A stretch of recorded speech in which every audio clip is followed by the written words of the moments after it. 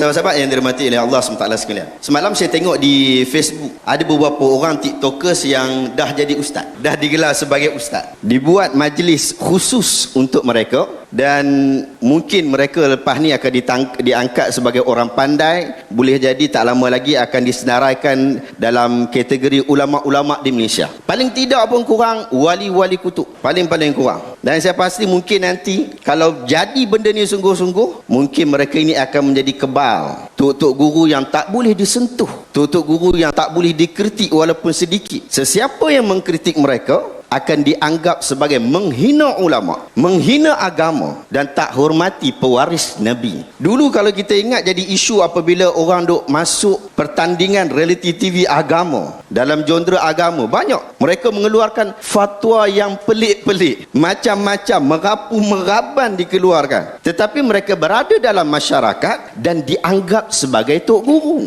Dahulu juga ada orang yang memaki dengan perkataan wababi dan mempunyai rekod jenayah seksual, tapi masih lagi dipanggil sebagai tok guru, masih lagi bebas mengajar di sana sini, dan orang jumpa dia cium tangan depan belakang. Ada orang yang asyik jerekah orang, dia punya video pun sedap-sedap lah, tetapi mereka tiada sebarang latar belakang pendidikan agama. Hampir tengok dia punya sijil tak ada, mengaji agama tak ada, tapi orang panggil tok guru. Backup dia membawa maksud awak membackup agama. Hina dia ataupun kritik dia, lebih tepat, dia tak pakai kritik lah. Siapa yang sebut benda yang berbeza tentang orang ini, itu adalah penghinaan, bukan kritikan lagi. Al-Imam As-Suyuti sebut di dalam kitab Tahzibul Khawas min Akadhibil Qusas, muka surat 230. Dan saya dengar kenyataan ini daripada Dr. Muhammad Asri dahulu waktu saya duduk mengaji kat Mesir. Dia sebut, dia kata,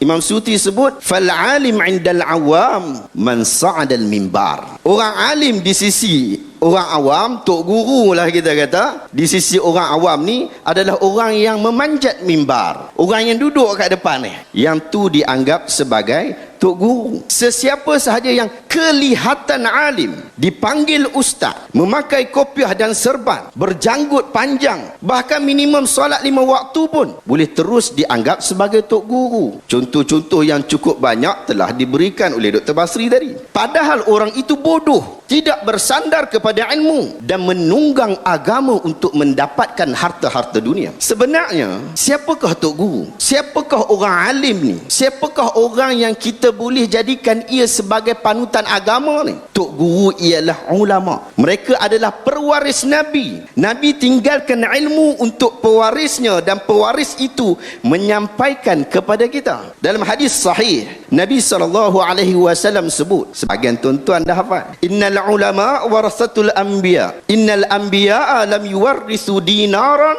wala dirhama, innama warasul ilma, faman akhadahu akhadha bihadhi wafir. Ulama ni adalah pewaris para nabi, dan para nabi tidak mewariskan dinar atau dirham, tetapi mereka mewariskan ilmu. Sesiapa yang mengambilnya, ambil secara sepenuhnya, ambil sampai habis. Hadis ini sahih riwayat Imam Abu Dawud. Tok guru ialah ulama. Mereka adalah manusia yang Allah Ta'ala tinggikan darjatnya. Allah Ta'ala sebut, yarfa'ullahu alladhina amanu minkum walladhina utul ilma darajat, dalam surah Al-Mujadalah ayat 11. Allah Ta'ala angkat daripada kalangan kamu ni, Allah Ta'ala angkat orang beriman daripada kalangan kamu. Dalam kalangan kita ni, orang-orang beriman Allah Ta'ala angkat, dan Allah Ta'ala angkat daripada kalangan orang yang berilmu itu dengan beberapa darjat. Tok guru ialah ulama. Mereka adalah manusia yang paling takutkan Allah atas muka bumi. Mereka tak gentar kepada sesiapa pun, melainkan kepada Allah Ta'ala semata-mata. Allah Ta'ala sebut, innama yakhshallah min ibadihil ulama. Orang yang paling takutkan Allah,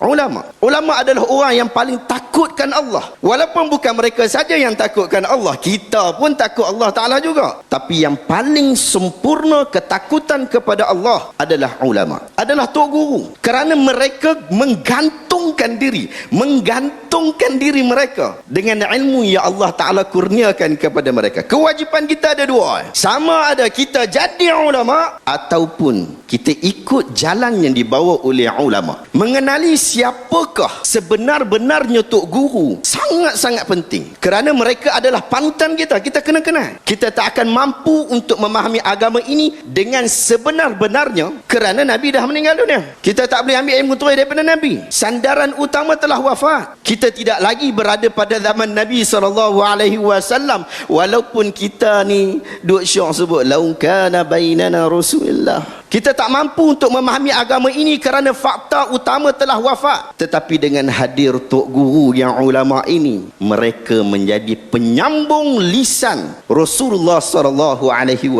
sehingga agama ini dapat difahami seperti mana yang difahami oleh Nabi SAW.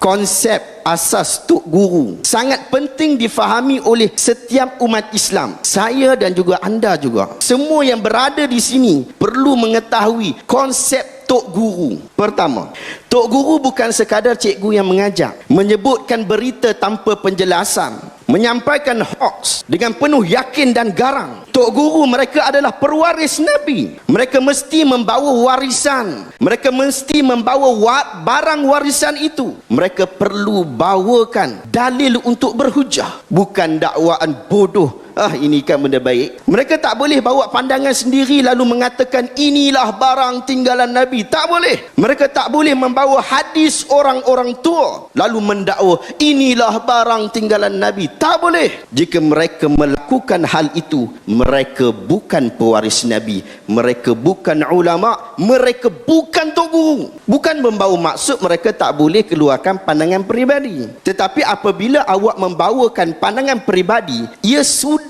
lagi tidak terkait dengan agama secara tuntas. Tidak lagi boleh dengar dan taat. Dia jadi dengar, semak dan buat pilihan. Hari ini tok guru mengatakan roh boleh berpindah randah, berpindah-pindah daripada satu tubuh ke tubuh yang lain. Ada mangkuk yang percaya. Mereka kata ini barang tok guru, ini kenyataan tok guru. Mereka kata ini mesti barang tinggalan Nabi. Hampa je tak tahu, mesti betul punya. Kalau apa tak jumpa kena takwil. Sedangkan para ulama Ahlus Sunnah wal Jamaah telah bersepakat dalam bab ni, mengatakan tanasukhul arwah, arwah yang berpindah-pindah, konsep arwah yang berpindah-pindah adalah akidah yang menyeleweng, sesat dan kafir sesiapa yang menyatakannya. Hari ini ada tok guru yang mengatakan wujud Nabi selepas Nabi Muhammad SAW dari tanah Melayu Malaysia. Orang percaya walaupun ia adalah satu kenyataan yang bodoh. Tetapi tok guru yang membawa risalah Nabi, itu pula yang diperlekehkan, dituduh dan difitnah.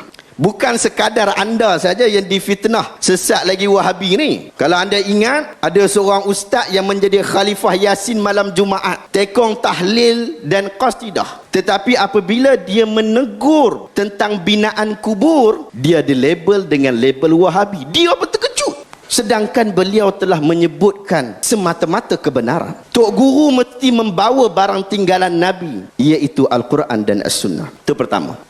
Yang kedua, tok guru adalah orang yang paling amanah dan berhati-hati di dalam menyampaikan ilmu. Mereka adalah orang yang paling teliti di dalam membuat semakan sebelum menyampaikan kepada orang, kerana mereka telah belajar. Allah Ta'ala sebut di dalam surah Al-Isra ayat 36, mereka telah belajar ayat ini. Wala taqfu ma laysa laka bihi 'ilm inna sam'a wal basara wal fuad kullu ulaika kana anhu mas'ula. Jangan kamu kata takfu bermakna wala taqul. Jangan kamu kata yang kamu tidak ada ilmu tentangnya. Pendengaran, penglihatan, jantung hati kamu, semuanya akan dipersoalkan oleh Allah Azza wa Jalla nanti. Jangan sekadar awak dengar saja, awak terus nak cerita dekat orang. Nanti jenuh. Cerita sang kancil dan buaya bertemu dengan Nabi Sulaiman pun nak cerita. Hadis orang tua-tua jadi pedoman. Semak dulu. Kalau tidak, awak dah layak digelar sebagai pembohong, sudah layak digelar sebagai pendusta, seperti mana yang sabit daripada hadis Nabi SAW. Kafa kafa bil mar'i kadhban ay yuhadditha bi kulli ma sami'. Cukup seorang tu kita kata dia pembohong bila dia jenis cakap semua benda yang dia dengar. Jangan sekadar awak tengok saja, awak terus buat kesimpulan. Kena semak dulu, pastikan dulu apa yang awak tengok betulkah yang dimaksudkan. Jangan sekadar rasa dalam hati je, rasa-rasa je, terus buat kesimpulan, kemudian nak viralkan seluruh dunia. Rasa seram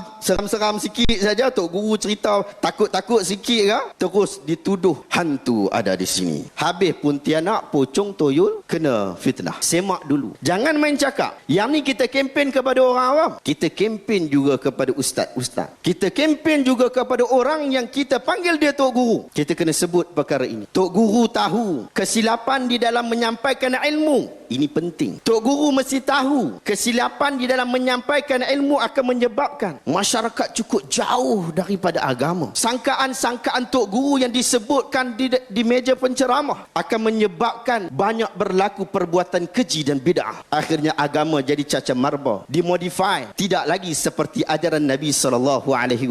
Ketiga, konsep asas guru ialah menjadi pembela as-sunnah. Ini tajuk di belakang ni, bangkit membela sunnah. Konsep asas bagi seorang guru ialah menjadi pembela as-sunnah dan mengamalkan untuk diri dia. Kita tak akan melihat dalam sejarah para tok guru yang akan duduk diam tak kata apa bila nampak penyelewengan berlaku. Tapi hari ni kita nampak benda tu. Para ulama tidak akan bertawakuf sepanjang masa, melainkan mereka diikat, dirantai dan dikeluarkan perintah mahkamah. Mereka adalah pembela as-sunnah yang kita banggakan. Mereka tak akan membiarkan perkara-perkara yang menyeleweng diteruskan. Bahkan mereka lah yang akan menjadi pemimpin-pemimpin kita. Terakhir, tok guru adalah orang yang mengaji. Tak kena sebut. Tok guru adalah orang yang mengaji, yang ada background pengajian Islam. Dalam konteks hari ini, dia ada diploma, dia ada sijil, dia ada ijazahnya. Mereka ini diiktiraf di dalam institusi pengajian Islam moden sebagai orang yang mengaji.